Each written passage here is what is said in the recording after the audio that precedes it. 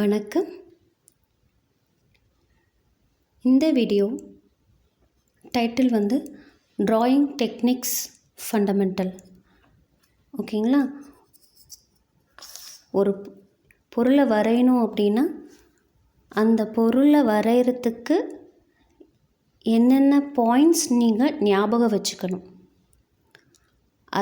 அதை பற்றி தான் இந்த வீடியோ. ஓகேங்களா? ஸோ நீங்கள் மெட்டீரியல்ஸோட ரெடியாக இருப்பீங்கன்னு நினைக்கிறேன். பென்சில், எரேசர், ரப்பர், அப்புறம் இது ஷார்ப்னர், ஸ்கெட்ச் பென், ஏதோ ஒரு ஸ்கேலு, கலர் அடிக்க ஏதோ ஒன்று. நான் வந்து பிளாஸ்டிக் க்ரையான் எடுத்திருக்கேன்.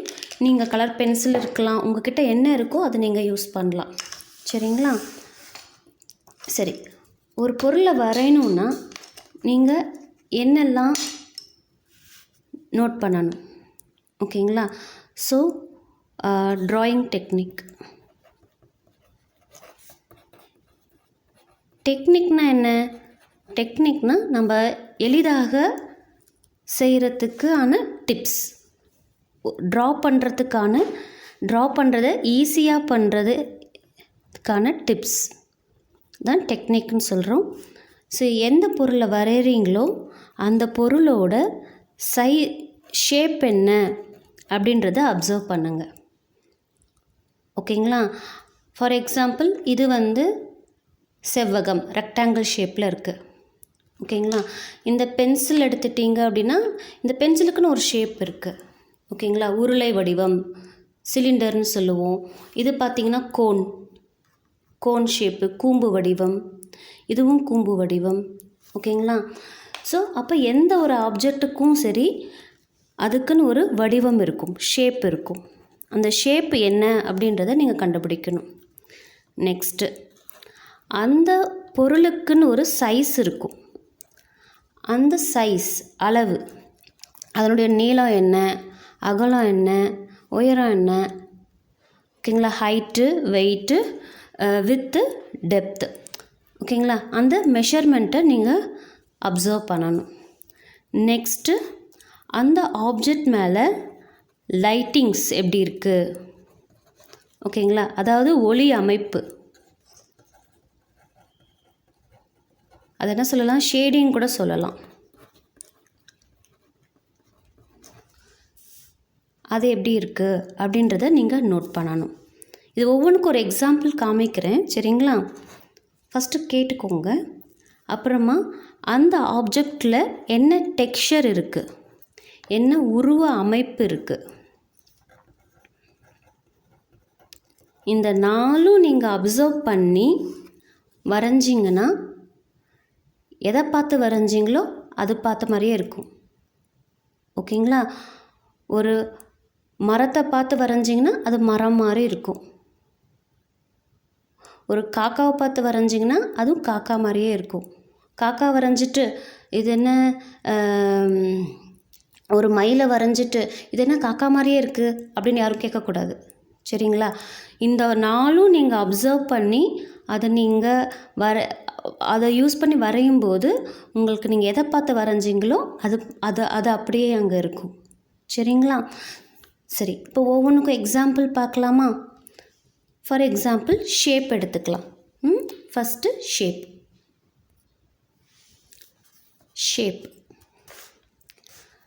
உங்களுக்கு வடிவங்கள் தெரியும். என்னென்ன ஷேப்ஸ் இருக்குது? சதுரம், ஸ்கொயர், ரெக்டாங்கிள், செவ்வகம், அப்புறம் ட்ரையாங்கிள், முக்கோணம். ஓகேங்களா? அப்புறம் வட்டம், சர்க்கிள், அப்புறம் நீள்வட்டம், ஓவல். ஸோ இந்த மாதிரி உங்களுக்கு நிறைய ஷேப்ஸ் உங்களுக்கு ஆல்ரெடி தெரிஞ்சிருக்கும். ஓகேங்களா?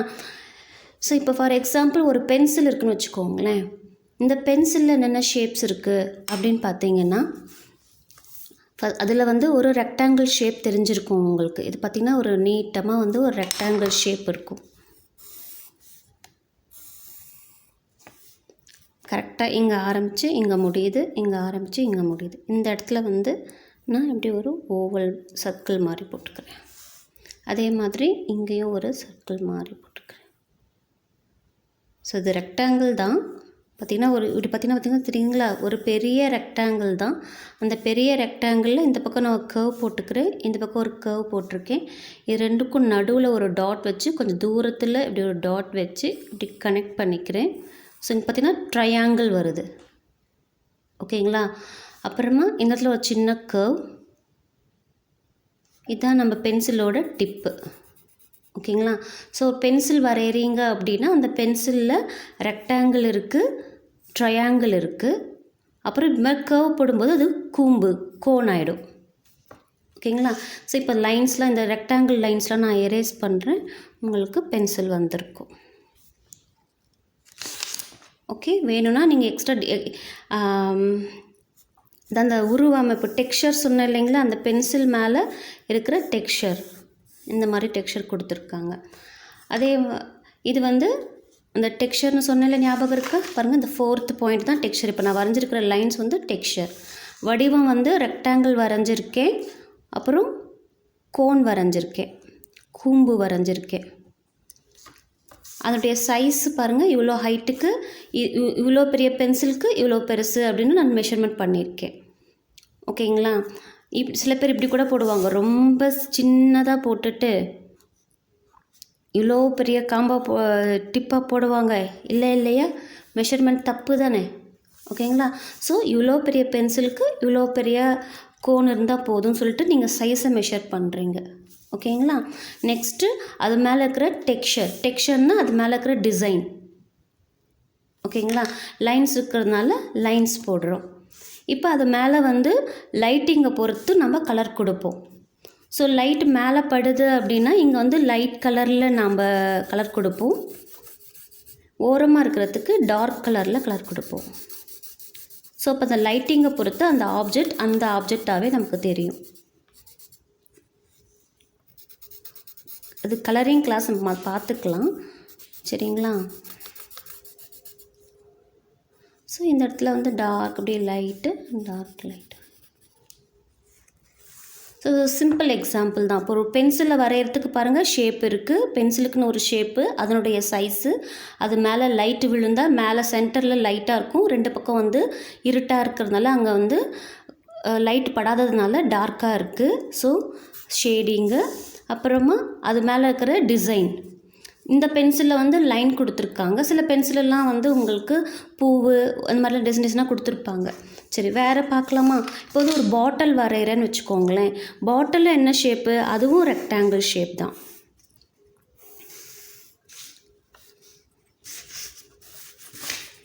இருங்க, நான் இது கோணையாக போகுது. ஸோ இந்த பாட்டிலும் வந்து பார்த்திங்கன்னா ரெக்டாங்கிள் ஷேப் தான் இருக்கும். ஸோ என்ன பண்ணிக்கணும், நான் சென்டரில் ஒரு லைன் போட்டுக்கிறேன், இந்த ரெக்டாங்கிளில் சென்டரில் ஒரு லைன் போட்டுக்கிறேன். ஃபஸ்ட்டு தேவையில்லாத லைன்ஸ்லாம் ஃபஸ்ட்டு எரேஸ் பண்ணிவிடுங்க, அப்போ தான் உங்களுக்கு வரைகிறது கிளியராக இருக்கும். இப்போ பாட்டிலாக இது எப்படி மாற்றுறது அப்படின்னா, இது வரைக்கும் கேப் இருக்குது. இந்த சென்டர் லைன் இருக்கு இல்லைங்களா, இவ்வளோ தூரத்தில் ஒரு டாட் வச்சுக்கோங்க. ஸோ இது வந்து ஒரு கேப், அதனுடைய கேப், பாட்டிலோட கேப். இந்த சென்டர் லைன்லேருந்து இவ்வளோ தூரம் தள்ளி வச்சுக்கோங்க, இவ்வளோ சென்டர் அதே இங்கே எவ்வளோ டிஸ்டன்ஸ் கொடுத்துருக்கீங்களோ அதே டிஸ்டன்ஸ் இங்கே தள்ளி வச்சுக்கோங்க. இது அந்த பாட்டிலோட நெக்கு. ஓகேங்களா. கொஞ்சம் டிசைன் வேணும்னா நீங்கள் இந்த இடத்துல வந்து கர்வாக வேணும்னா கர்வாக பண்ணிக்கலாம். அவ்வளோதான், பாருங்கள், பாட்டில் வந்துருச்சு. ஓகேங்களா. இப்போ இதெல்லாம் நான் இந்த இடத்துல வந்து ஒரு சின்னதாக வந்து கர்வ் கொடுத்துக்கிறேன். இந்த கர்வும் பாருங்கள், இந்த சென்டர் லைன் வர வரைக்கும் மேலே ஏறிட்டே இருக்கும். இந்த சென்டர் லைன் ரீச் ஆன வாட்டி இப்படி கீழே இறங்கி போகும். ஓகேங்களா. ஸோ இப்போ இந்த ரெக்டாங்கிள் ஷேப்பில் நான் எரேஸ் பண்ணுறேன் பாருங்கள்.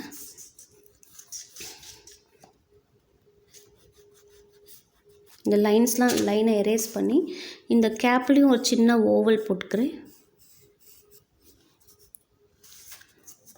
ஓகே. இப்போ அந்த பாட்டிலில் ஏதாவது டிசைன் இருந்துச்சுன்னா டிசைன்,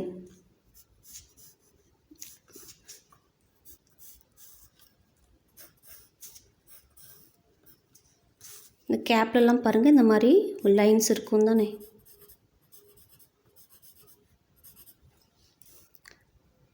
ஸோ இதுலேயும் பாருங்கள் இந்த 4மே இருக்கும்.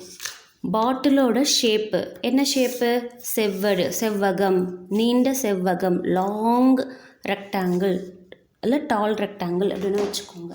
அப்புறம் அதனுடைய சைஸு, கேப்போட சைஸு இவ்வளோ தான், நெக்கோட சைஸ் இவ்வளவு, பாடியோட சைஸ் இவ்வளவு. ஸோ சைஸ் நீங்கள் மெஷர் பண்ணிட்டீங்க. இப்போ லைட்டு விழுறதை பொறுத்து அதில் கலர் அடிப்போம். இப்போதைக்கு கலர் தேவையில்லை, பட் இருந்தாலும் சொல்கிறேன். நான் லைட்டு சென்டராக விழுற மாதிரி வச்சுக்கேன். ஸோ இங்கே வந்து டார்க்காக இருக்கும், அப்படியே போக போக உங்களுக்கு என்ன ஆகும்னா லைட் ஆகும். ஏன்னா லைட் சென்டரில் விழுறதுனால டார்க், அப்புறம் போக போக அப்படியே நமக்கு கலர். இது இப்போதைக்கு நம்ம அதை பற்றி ஒரி பண்ணிக்க வேண்டாம். ஜஸ்ட் சொல்கிறேன் நான் எப்படி வந்து அந்த பொருள் உருவாகுதுன்றதுக்காக. ஓகே.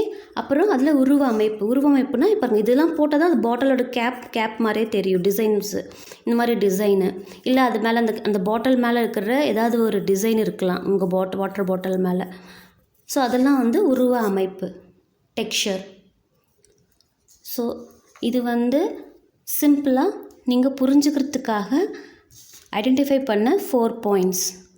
எது வரைஞ்சாலும் சரி இந்த 4மே இருக்கா அப்படின்ட்டு டெஸ்ட் பண்ணிக்கோங்க. ஓகேங்களா? ஸோ இந்த வீடியோவில் நீங்கள் ட்ரா பண்ணும்போது என்னெல்லாம் அப்சர்வ் பண்ணணும் அப்படின்றது பார்த்துருக்கீங்க.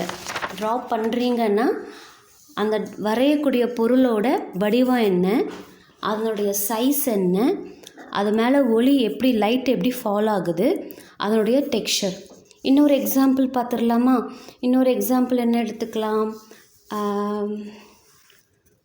புக் எடுத்துக்கலாமா? சரி, புக் வேண்டாம், கிஃப்ட் பாக்ஸ் எடுத்துக்கிறேன். ஓகே. இப்போ கிஃப்ட் பாக்ஸ் உங்களுக்கெல்லாம் பிடிக்கும் தானே? ஸோ இப்போ கிஃப்ட் பாக்ஸ்க்கு என்ன பண்ணணும்? கிஃப்ட் பாக்ஸோட ஷேப் என்ன அப்படின்னா அது க்யூப் ஷேப். இந்த மாதிரி வி மாதிரி போட்டுக்கோங்க. இது வி தானே, இங்கிலீஷ் லெட்டர் வி. அதையே வந்து நல்லா விரித்து போட்டிருக்கேன். வி. அப்புறம் ஸ்டாண்டிங் லைன், ஒரு நேர்கோடு வரைஞ்சிருக்கேன். அதே மாதிரியே ஒரு வி.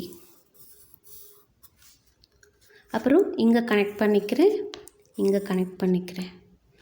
இதுக்கு மேலே டைரெக்டாக ஒரு டாட் வச்சுக்கிட்டு இதுக்கு பேரலல்னா இணைக்கோடு. இந்த இதுக்கு இணையாக ஒரு கோடு போட்டுக்கிறேன் இதே சைஸுக்கு. இந்த பக்கம் பார்த்திங்கன்னா இதே சைஸுக்கு இந்த பக்கம் இங்கே என்ன சைஸ் இருக்கோ அதே சைஸ் இங்கே கனெக்ட் பண்ணுறேன். ஸோ இன்னொரு டைம் சொல்கிறேன். என்ன பண்ணேன், ஒரு வி மாதிரி போட்டேன். வி நல்லா விரிஞ்சிருக்கிற மாதிரி போட்டேன். ஒரு ஸ்டாண்டிங் லைன் போட்டுக்கிறேன். இங்கே என்ன சைஸ் இருக்கோ அதே சைஸ் இங்கே நான் ட்ராப் பண்ணுறேன். இங்கே என்ன சைஸ் இருக்கோ அதே சைஸ் இங்கே நான் ட்ராப் பண்ணிக்கிறேன். அதே மாதிரி தான் இதை கனெக்ட் பண்ணிக்கிறேன். இப்போ இதுவும் ஒரே சைஸ் வரும். இதுவும் எல்லா நிற்கிற லைன்ஸ் எல்லாமே ஒரே சைஸ் இருக்கும். இப்போ இதே சைஸ் தான் நான் இங்கே போட போகிறேன். இதே சைஸு இங்கே போட போகிறேன். ஸோ இந்த மாதிரி வந்துருச்சிங்களா? இது கிஃப்ட் பாக்ஸாக மாற்றணும். இதை இப்போ நமக்கு கிஃப்ட் பாக்ஸோட ஷேப் தெரிஞ்சிருச்சு, அதனுடைய சைஸும் தெரிஞ்சிருச்சு. இப்போ அதுக்கு மேலே வந்து ரிப்பன் கட்டியிருப்பாங்க தானே, அந்த ரிப்பனை நான் வரைகிறேன்.